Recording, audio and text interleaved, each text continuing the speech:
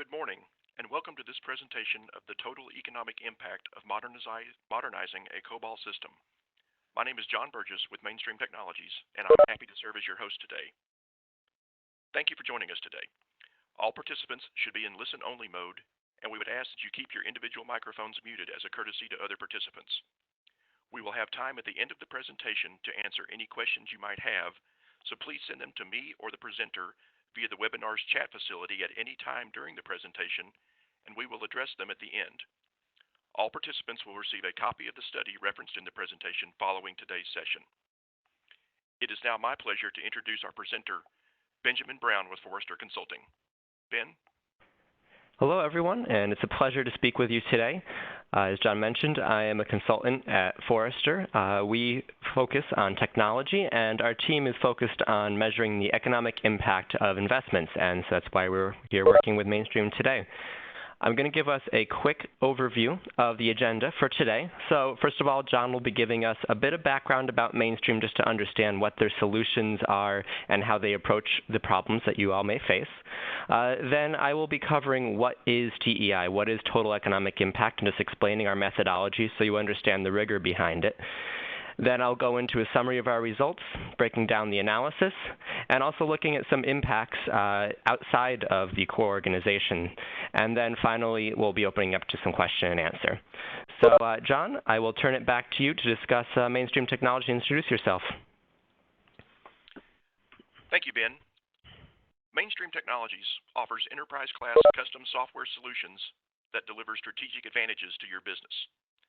Mainstream is an extension of your staff, giving you the ability to dynamically allocate effort based on business demands without the need for a long-term commitment. If software is strategic to your business success, Mainstream can help you get the most from it. Great. So thank you very much. And today, we're going to be going through what this impact is of one example of Mainstream Technologies' custom software development.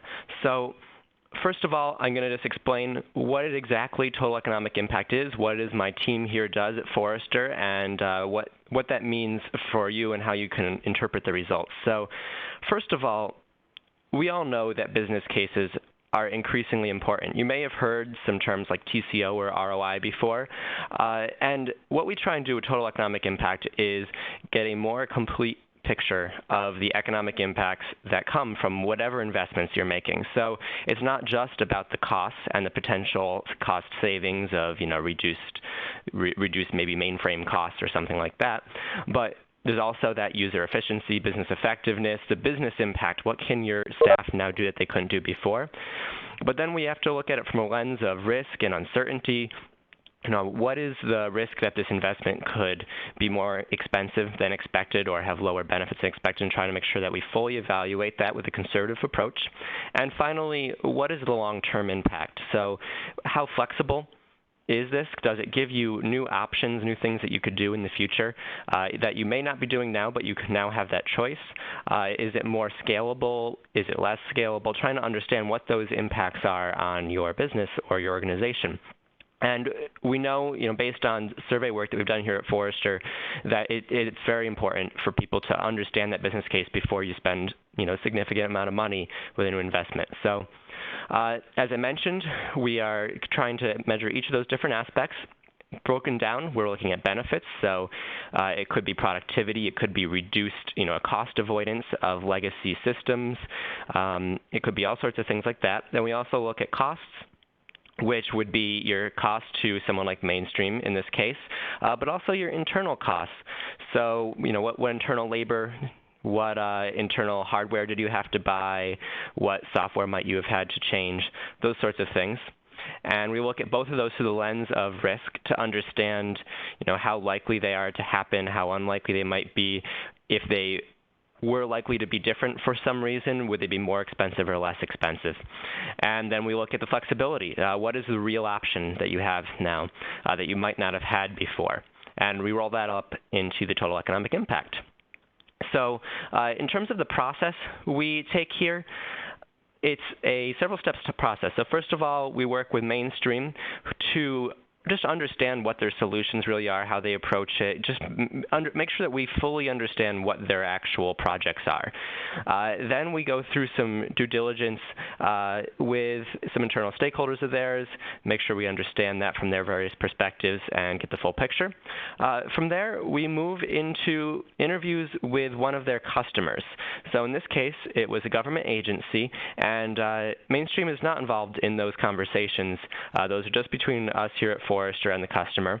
And we collect the information, understand what was the impact, what did they really feel about it, and ultimately that data rolls up into a financial model and a case study. So the case study includes, all the breakdown of the analysis and the financial model that we created, and it also has some things like, kind of quotes and just background what the customer told me about Mainstream. So finalize that study, and out it goes. So in just a few disclosures here that I want to cover. First of all, there is a full case study, and I would strongly encourage you to take a look at it so that you can see the math, you can see the exact story, see the problems that they faced, and that's a good takeaway for you if you're trying to build your own business case. This is a good model that you could build your own on top of. Mainstream Technologies did commission this and was delivered by Forrester. However, Mainstream did not have any editorial control over the content of this study. This is an independent third-party analysis by us here at Forrester, and we don't endorse Mainstream. We don't tell you to or not to work with them. We are just here to give a picture of what actually happened for one of their customers and give you the tools of this business case to understand how you can measure it for yourself. So with all of that, we can move to the fun part. So we worked with this government agency to understand what was the effect of this custom software project, and I'll tell you quite a bit more about what that project was in a moment. But to give you an understanding of the impact right out of the gate, they had a really, really positive result. So over a 5-year period, we looked at, first of all, a payback of a pretty significant initial investment because of the custom software development sorts of costs that go up front, which we'll explain to you. So they get their payback after 3 years with a net present value of $1.1 million over the 5-year period, and ultimately a return on investment of 48%. And that's a return on investment that would only increase over time, and that'll make more sense once I walk through the different aspects. So from here, I'm going to talk you through just what the analysis was, what the customer journey was, what things stood out about this agency and what their challenges were. And so first of all, just to give you some background on the agency itself. Like I mentioned, government agency, it provided citizen-focused services, as in the work it did directly affected citizens of the U.S. So they happened to administer a database that integrated with many other agencies across the country, over 30 agencies to be exact, and over 100,000 employees between those different agencies all relied on that data from the database. A lot of it was really sensitive, really critical, and what I mean by that is that essential services, whether it's human and health services, whether it's safety, whether it's judicial, whether it's just kind of administration, all sorts of things that people rely on, and their personal information all flows through this database. And so it's really important for them that this database be dependable, be fast, and be secure. Now, at this agency itself, there were 65 employees who were dedicated to this database. There were other employees as well, but these 65 were the ones that were focused on this database. And they did all the administration, so that could be the development of new integrations or new parts of it, just the general systems administration, and doing, of course, the data entry and verification that came through. So from there, basically this agency faced a few key problems. And they're problems that may sound very familiar to some of you on the line. If you're considering a custom software development project, this may not sound so foreign. First of all, their system, their database, was sitting on this kind of legacy mainframe. And unfortunately, costs were going up quite significantly. There was some shared costs, and as other people stopped using this mainframe, the mainframe's costs fell more solely on this one agency.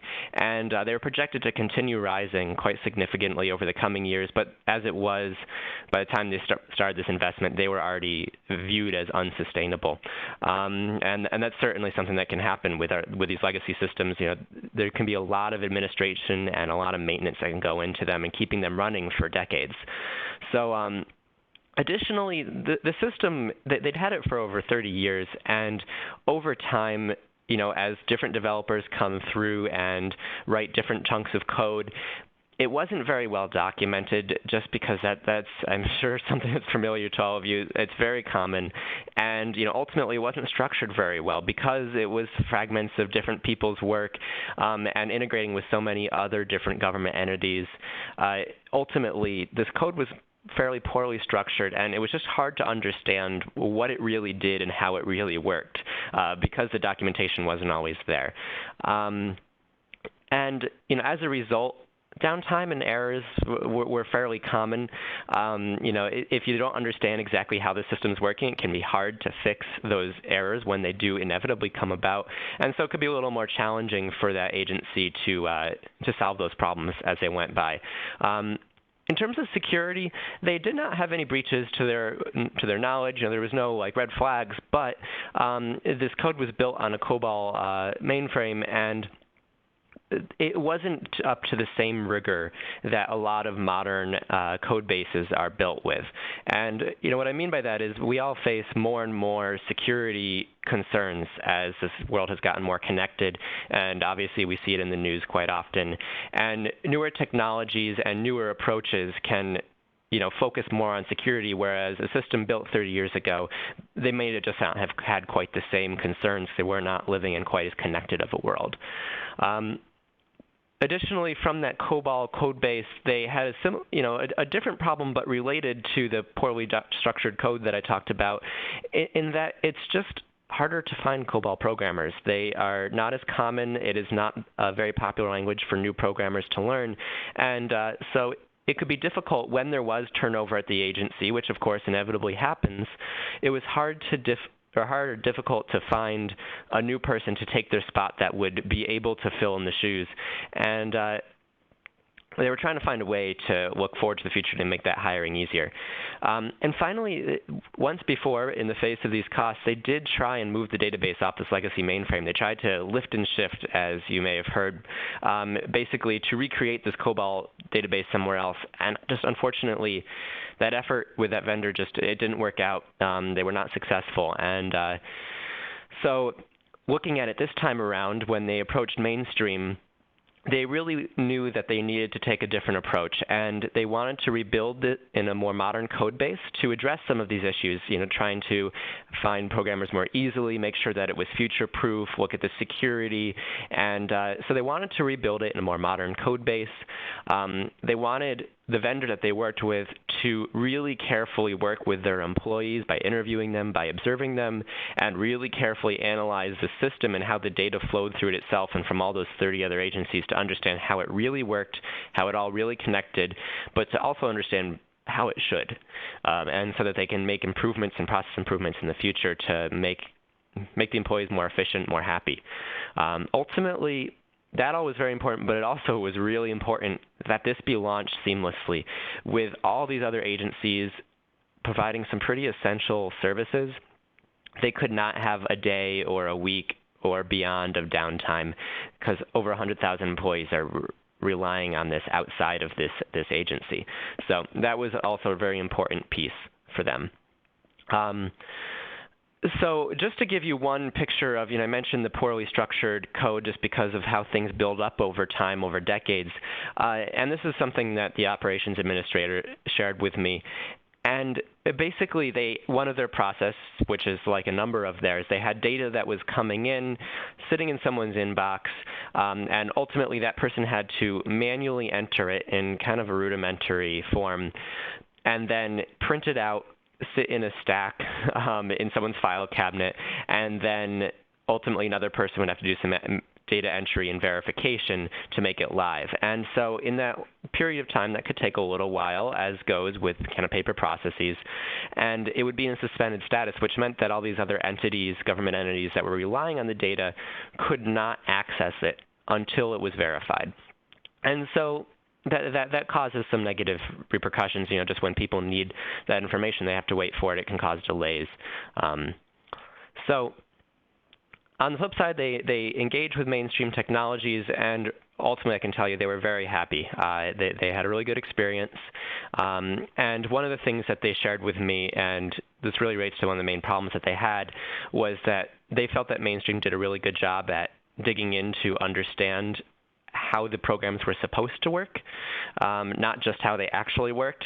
And, they ultimately shared that, if you don't understand how these things are working, how this code was structured and why it was structured in that way, then it's going to be hard to figure out if the new system is even working the way it should or not.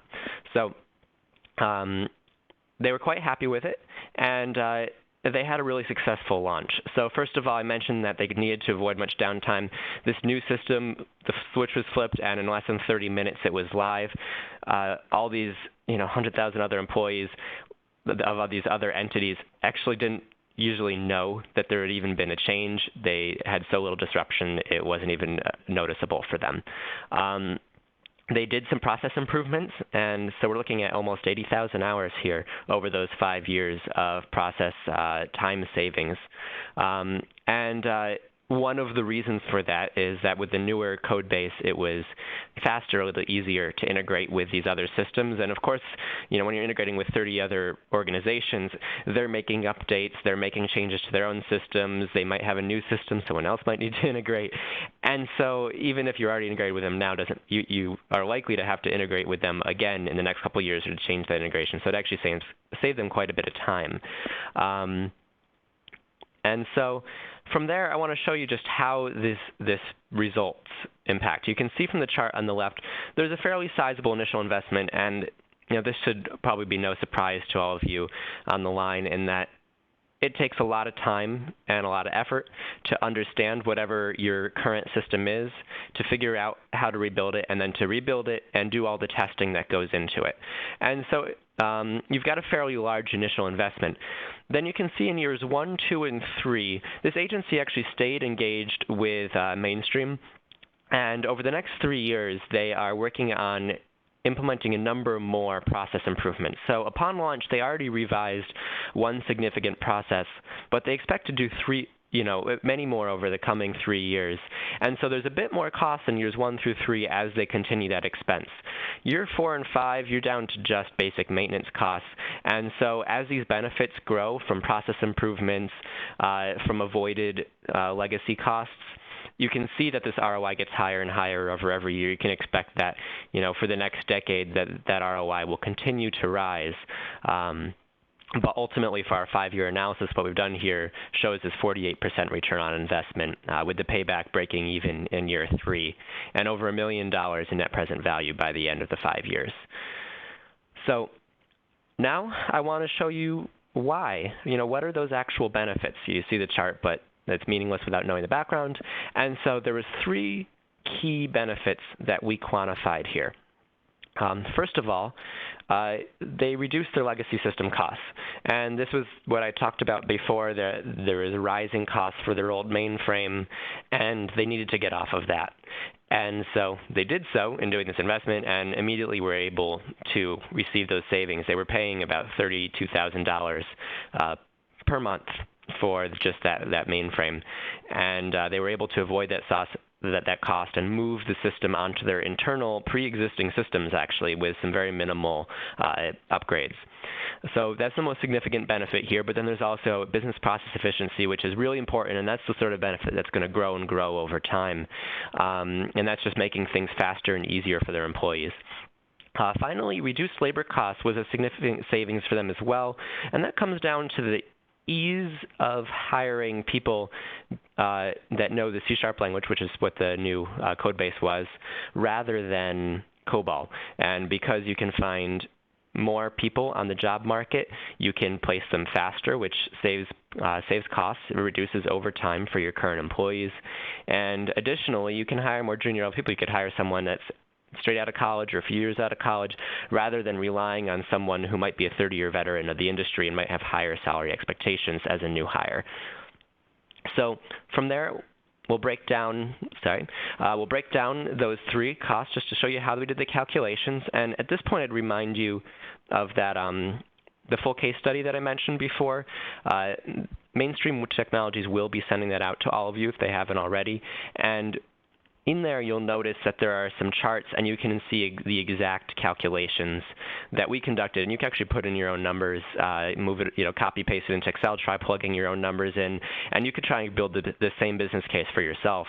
And so I'd encourage you to take a look at that. Here, I'm going to take a little more high-level approach of explaining what these benefits are.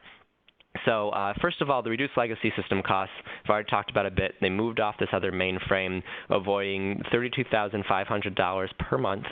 And we took a very conservative estimate of a 10% annual increase of their costs. In actuality, they shared that these cost increases year over year were much higher. But from Forrester's standpoint, we want to make something that's a very conservative case study here and a very conservative financial analysis. And so we tempered back that percentage increase that they've seen over the past few years to just 10% to make sure that this estimation that's forward-looking would be a conservative approach. Additionally, they had some cost savings just from making processes use less paper. So they had this specialty continuous form printer that they were able to actually just completely get rid of and avoid the maintenance and ink costs for as well.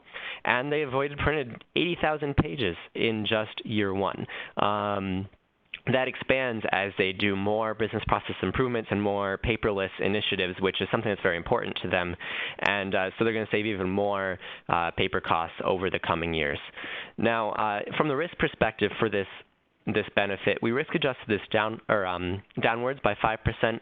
And the main reason for that is there is a bit of a political risk here for the agency in that now they are managing this more completely. If something goes down, it's a little bit more on them rather than their mainframe provider that they were paying before. So there's a little bit of risk to them that if something goes wrong, could cost them a little bit more. But ultimately, it was a fairly small risk in the scheme of things here. And so ultimately, only a 5% risk adjustment was needed.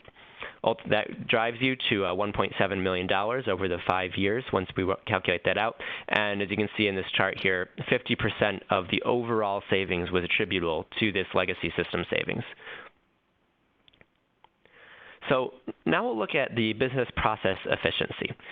And this is something that's really important, and especially really important looking forwards, and it has a lot to do with why they might have gone to a upgraded rather than just rebuilding the same system, making this more of a modern code base so that they can make these improvements.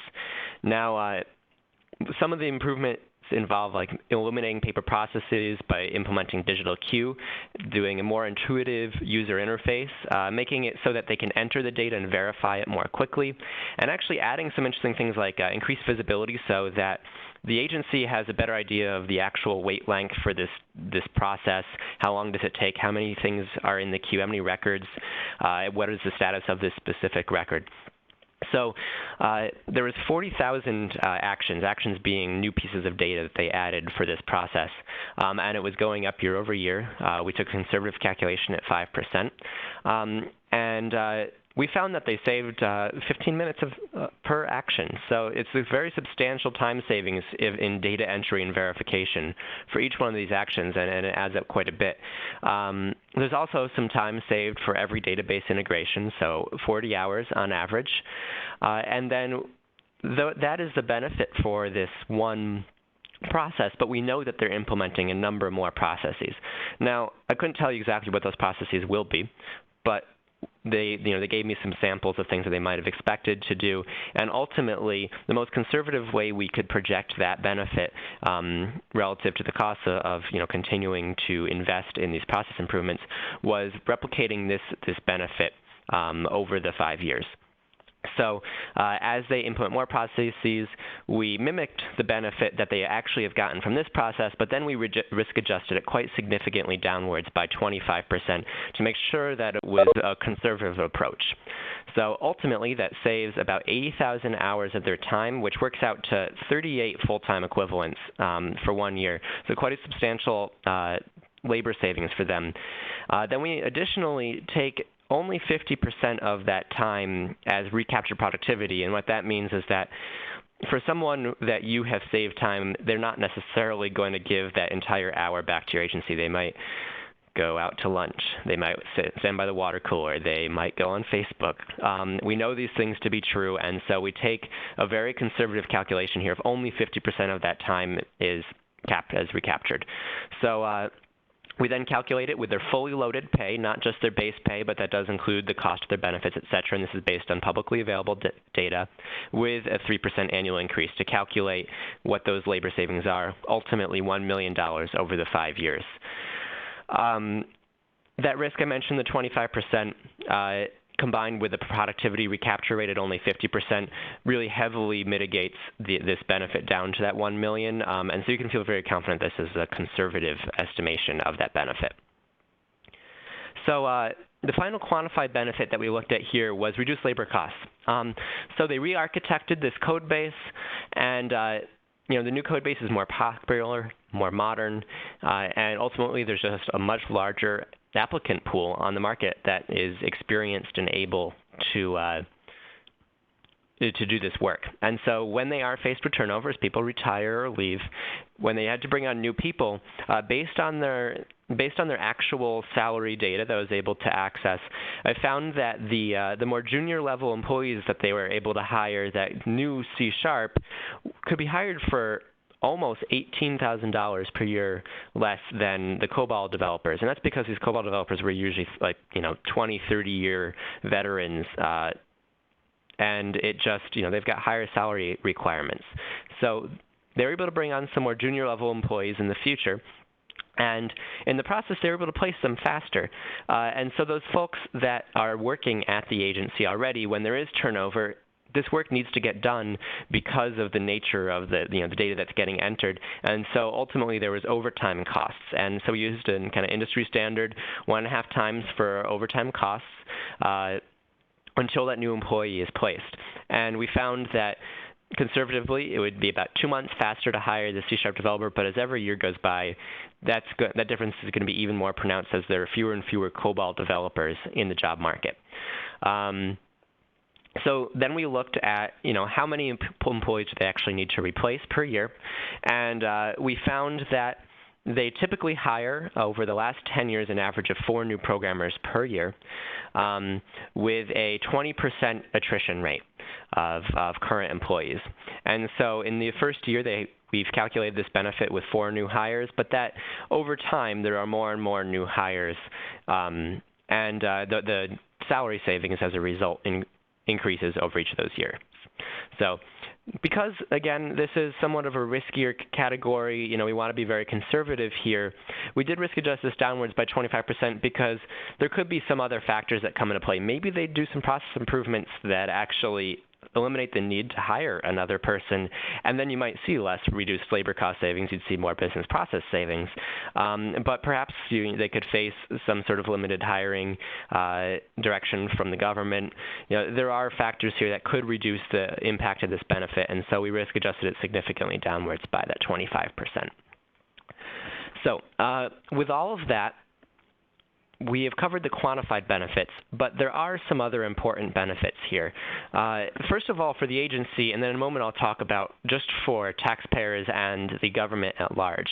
So for the agency specifically, they found that with reduced downtime, reduced system errors, you see improved productivity for your own employees.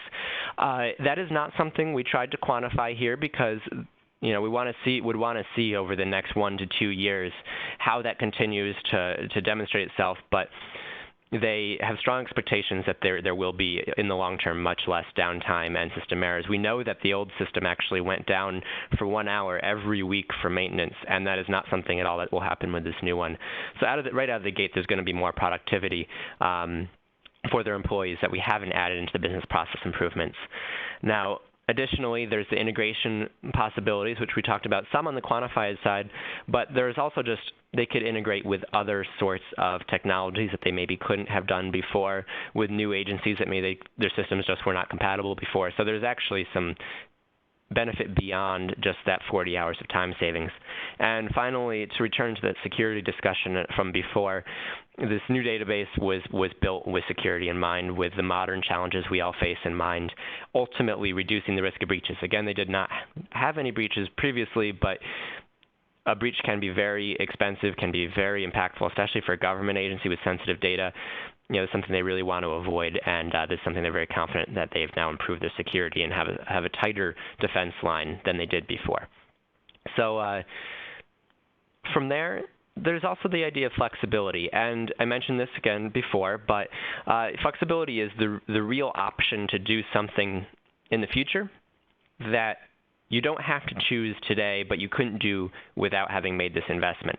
So had they not re-architected this mainframe, they might not have been able to, to integrate with some sort of new system, perhaps mobile technologies, perhaps some sort of other modern code base that just would not have been compatible. They could also then extend this architecture to replace other systems that they use or even that other agencies use, and to build upon this code that mainstream technology has built for them already. As I mentioned, with the employee cost savings of reduced labor costs from the hiring side, they actually could just avoid the need entirely to hire as many employees in the future. Maybe they could hire 2 employees a year instead of 4 employees a year, ultimately saving some costs because of the process improvements they're undergoing. And finally, this could just be an important piece of an entire strategy and vision for how they manage the data in this entire ecosystem where the data is going between all these different agencies. And so this is an important step in helping to look towards the future. So on the cost side, this is something, of course, I'm sure is very important to all of you and is really important to our analysis here. And so I want to make sure you fully understand the costs that this agency faced. First of all, there is the custom software development costs, which were paid to mainstream for the development and implementation, but also the maintenance and enhancements, and that is all the labor, all the work, everything that mainstream did. Now, up front, there was basically a range of cost that this agency expected based on what mainstream proposed, and it did land safely within that range, according to the agency. So ultimately, $2.1 million of costs over the 5 years. Most of it was upfront in that $1.3 million of development costs and then $150,000 of implementation costs, just of rolling it out and training people. But then there is the enhancements for years 1, 2, and 3 that I mentioned, which is a little bit less than $400,000 of costs, and that's continuing to find new ways to re-architect different processes on this new system. And then ultimately, there's some just ongoing maintenance to make sure that it keeps up and running, stays up with the times, that sort of thing. So next, we're talking about the internal labor. First of all, there is the scoping process to see whether mainstream was going to be the right vendor, to see what the right approach would be. And this agency shared with me that they spent 60 hours approximately of labor doing that scoping and procurement process before they went to contract with mainstream. Then, once they went to contract, they had 4 project managers dedicating about 15 hours per month, so about 2 days per month for an 18-month period. This took about 18 months to launch from start to finish. Those full-time equivalents, the 4 people, was basically spending time in meetings with mainstream, figuring out what requirements were, working internally to schedule things, to understand what they wanted, just all sorts of different project management tasks. After they went live, those same people spent about 1 day per month for relationship management in the future, just checking in with mainstream, talking through business process improvements, that sort of thing. Next, we're looking at testing. So they had 19 full-time equivalents that were doing some of the testing, and they were spending about 12 hours per month. So that's a day and a half of their time for every month for the 18-month period, and then included both field staff and internal staff, so testing it within their internal data entry stuff, but also testing out in the field to make sure that it was working correctly.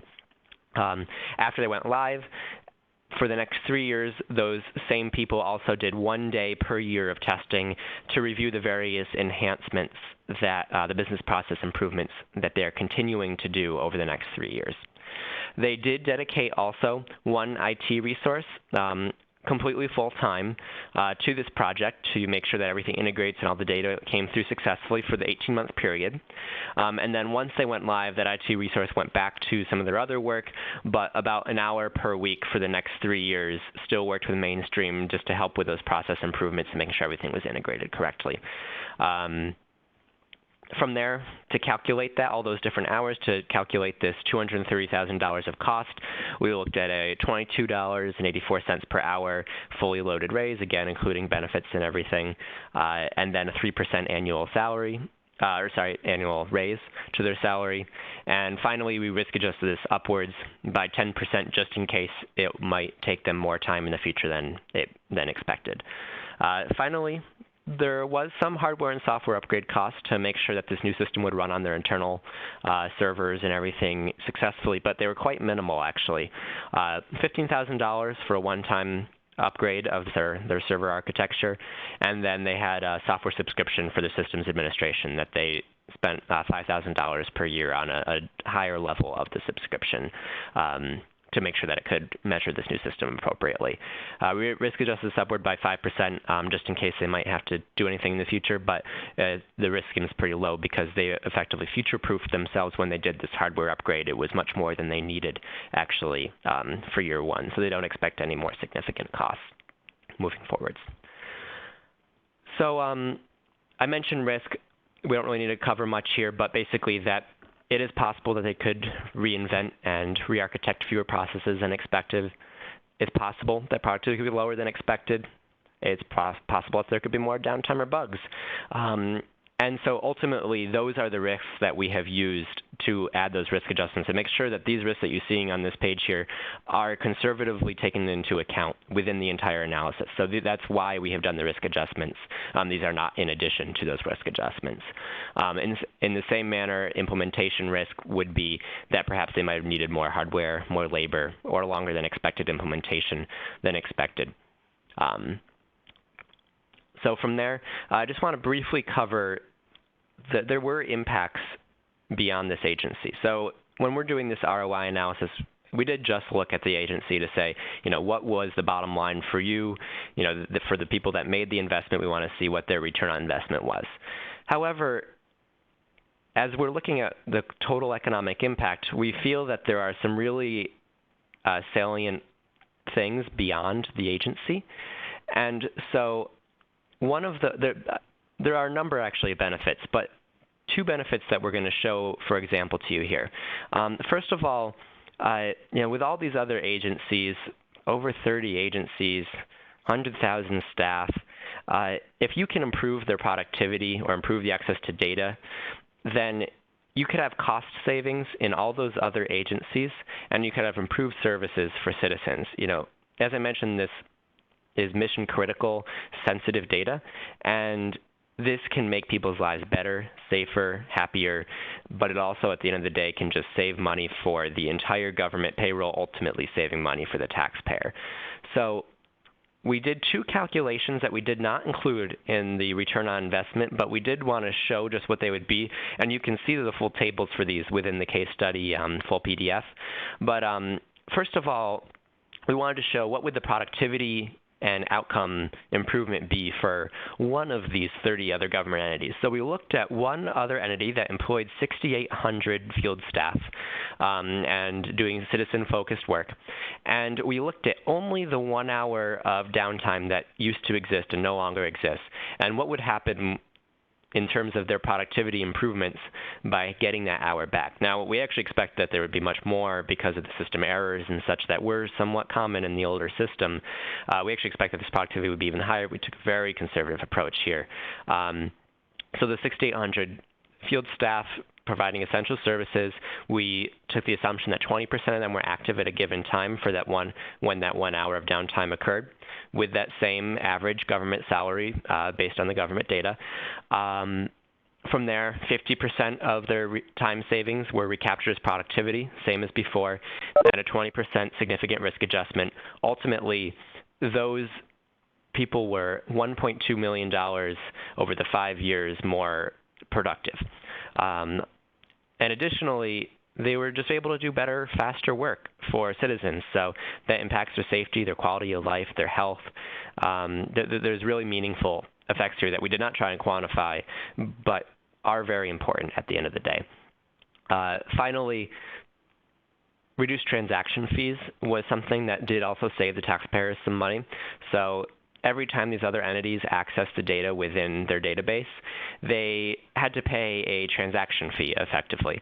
And because of the reduced cost of this new system that Mainstream Technologies built for the agency was actually able to cut their fees by 1.22 cents per transaction.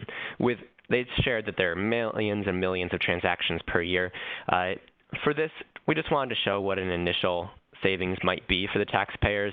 So we just used 2 million annual transactions at that 1.22 cents savings with a 20% risk adjustment just in case things change in the future.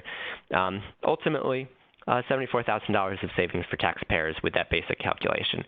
And so the reason I share these with you is I just want to make sure, I think as all of you are considering whatever improvements we might be looking at, there are always effects on other companies, other organizations, other agencies, and especially for those of you who might be in either nonprofit or government sectors. We know that at the end of the day, the well-being of people, the cost savings for the overall government is very important and an important piece of the reasons you might make a major capital investment. And so we wanted to make sure to show kind of what those benefits might be.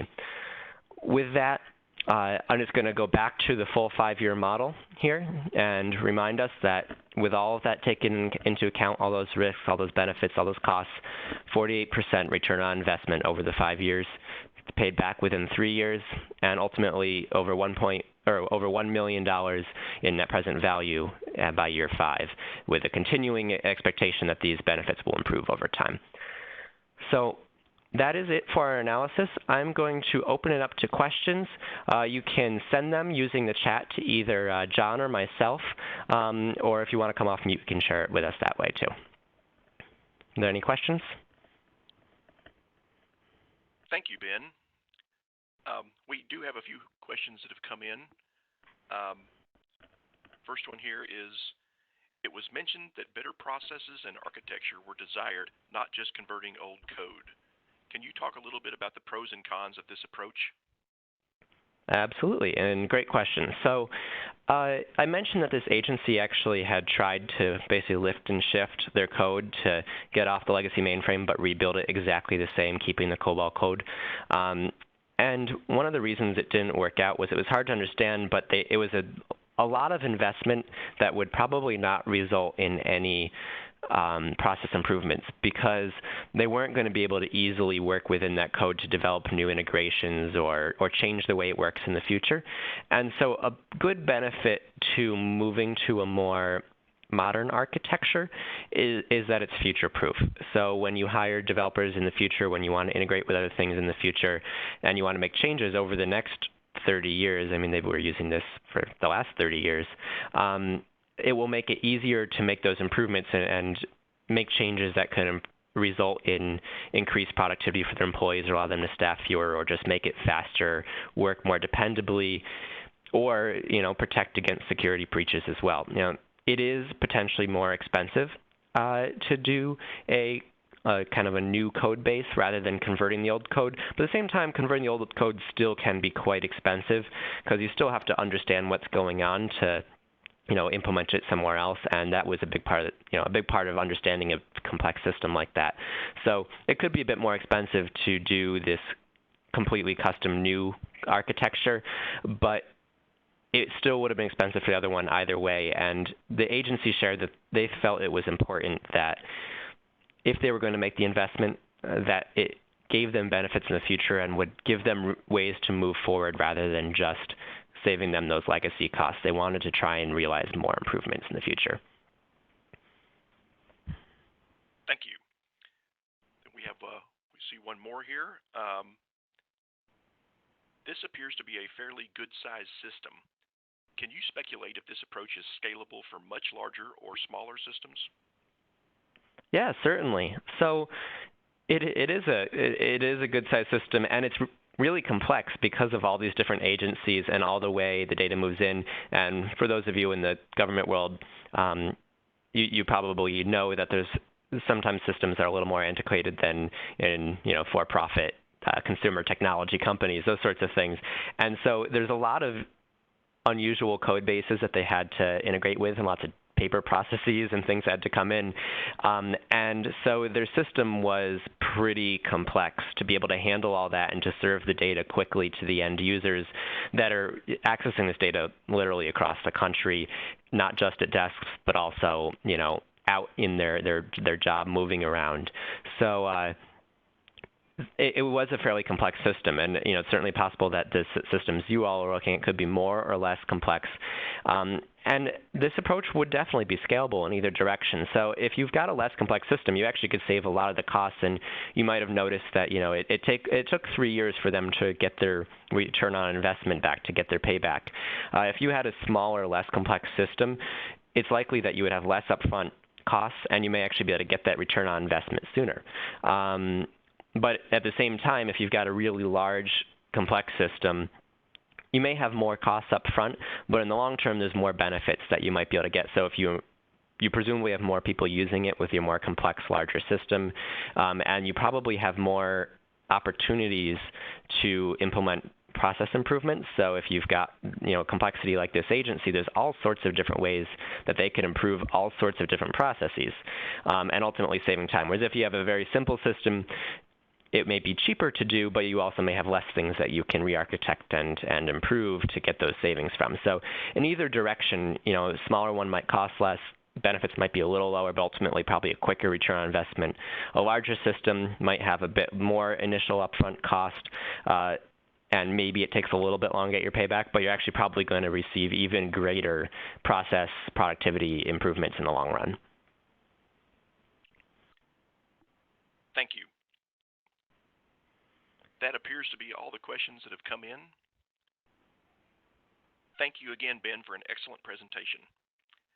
As a reminder to all participants, we will be sending a copy of the TEI study following this webinar. Thank you all for attending, and have a great day. Thank you, everyone.